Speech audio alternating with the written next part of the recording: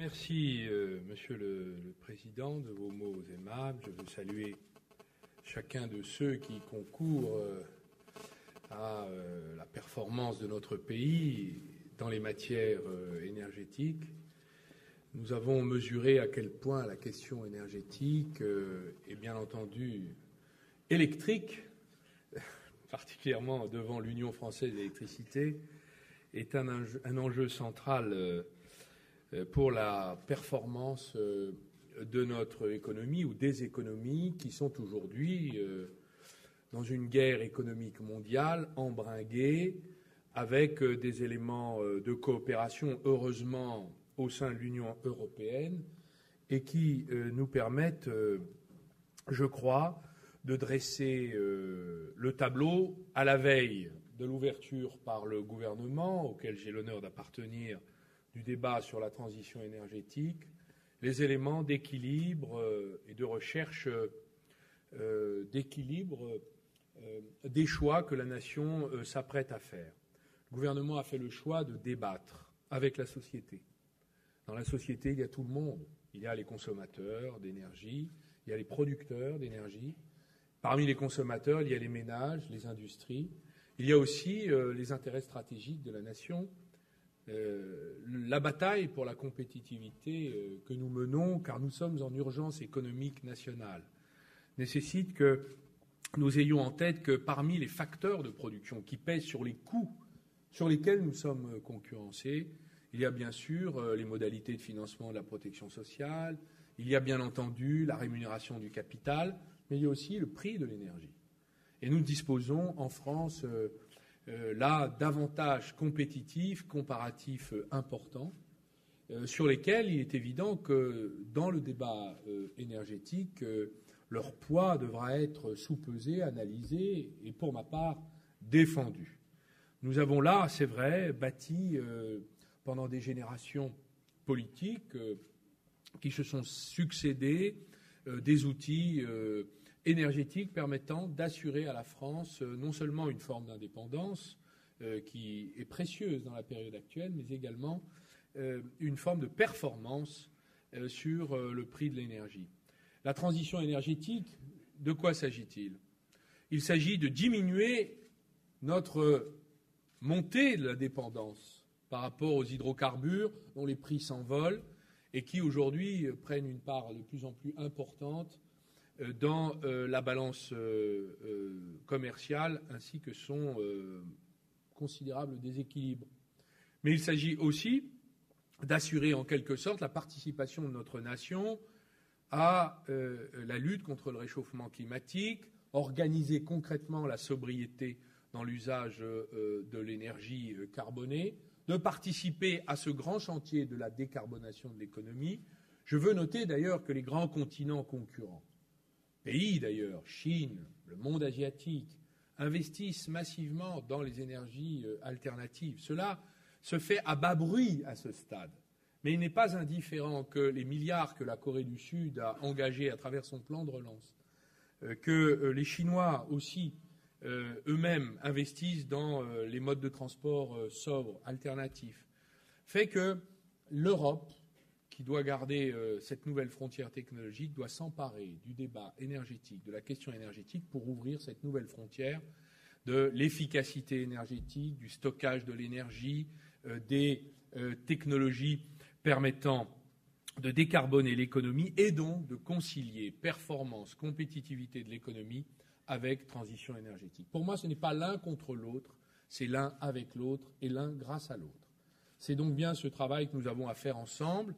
Alors, dans le débat, je ne suis pas le ministre de l'Énergie.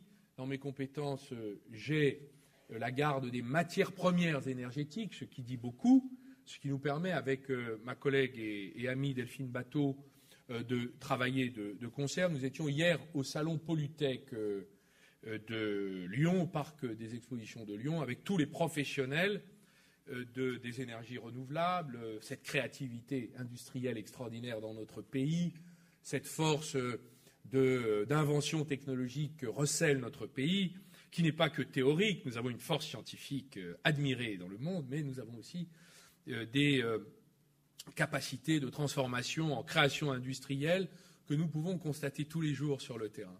Et sur le terrain du stockage de l'énergie, des technologies de l'effacement, des réseaux intelligents, nous avons pris de l'avance et nous sommes, grâce au grand emprunt qui fut, il faut le saluer ici, une mobilisation nationale en faveur de ces nouvelles frontières technologiques, nous avons là les moyens, je crois, de concilier compétitivité, économie d'énergie, performance énergétique et transition sur ce terrain. Bien sûr, il va falloir qu'on parle des grands choix. Pour ma part, je défends, puisque le débat a lieu dans la société, il a lieu aussi au sein du gouvernement. Il a lieu au sein du Parlement. Il a lieu au sein, j'allais dire, de chaque famille qui, c'est vrai, commence à s'emparer de la question énergétique. Le débat des gaz de schiste que le président de la République a finalement positionné dans un cadre assez clair.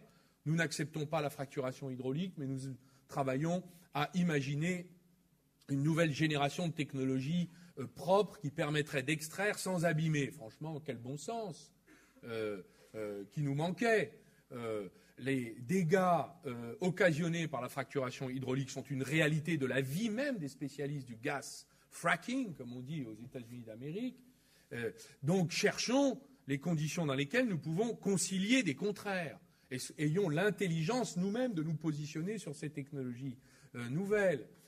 Le débat, évidemment, sur le gaz et l'usage du gaz, y compris dans la fabrication d'électricité, pour remplacer le nucléaire peu à peu et rééquilibrer le mix énergétique, mieux vaut évidemment le produire ici, si nous l'avons, plutôt que l'importer, puisque d'ailleurs le gaz est parmi les énergies l'une de celles qui est la plus propre dans la famille des énergies fossiles. Donc cette question doit être placée sur la table de la République et du débat national. Lorsque nous faisons le choix de diminuer la part du nucléaire dans le mix énergétique, il est évident que les choix que nous voulons porter au gouvernement, consistant à investir dans la sobriété énergétique et tout le chantier de la décarbonation de l'économie, mieux vaut le faire pour économiser des hydrocarbures. Et il faut l'affecter, évidemment, aux énergies qui sont bien peu sobres en émissions de gaz à effet de serre et CO2. Cette priorité-là, ce sont des arbitrages. Et dans le débat énergétique, moi j'invite les industriels, et notamment ceux qui sont confrontés à la montée des prix sur le terrain des industries électro-intensives, de s'exprimer, de dire les difficultés qu'aujourd'hui un certain nombre de pays européens qui ont fait le choix de l'abandon total du nucléaire, je veux parler par exemple de nos amis allemands, qui ont à financer une dette pour le financement et à financer une dette pour le financement des énergies renouvelables. Nos amis espagnols sont exactement dans la même situation puisqu'ils ont une dette à assumer de 25 milliards liée aux investissements passés sur les énergies renouvelables. Ce financement-là, il va bien falloir trouver les ressources dans une nation pour l'assumer. Donc cet enjeu-là, mettons-le sur la table, cherchons les bons choix, équilibrons les solutions, trouvons le point d'équilibre. Ce qui a toujours été, je crois, l'esprit dans lequel beaucoup de gouvernements ont fait avancer la stratégie du changement. En énergie, comme en toute matière, nous avons beaucoup de ressources et surtout, nous avons une imagination, une intelligence collective dont je suis sûr qu'à cette occasion, elle ne se démentira pas. Mesdames et messieurs, Monsieur le Président, merci d'animer le débat, de le porter sur les terrains qui, évidemment, passionnent les Français. Et surtout, menons le débat ensemble, respectons les points de vue, écoutons la société, écoutons aussi ceux qui produisent. Le redressement productif c'est l'esprit de Roosevelt. Et après la Grande Dépression des années 30, Roosevelt avait prononcé dans son discours d'investiture le redressement industriel national. Il signifiait que finalement la société tout entière, une nation, se rassemblait autour de son appareil productif, menacé.